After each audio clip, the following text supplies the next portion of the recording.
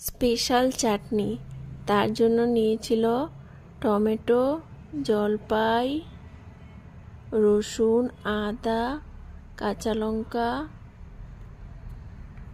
ধনেপাতা, লেবু আর লাই পাতা।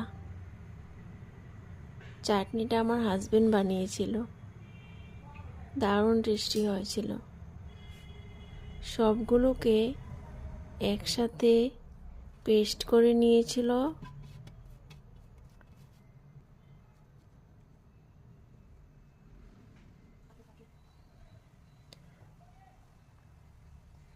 এই দেখো, তারপর সেই পেস্টে অল্প লেবু, অল্প তেল, কাঁচা তেল, একটুখানি লবণ দিয়ে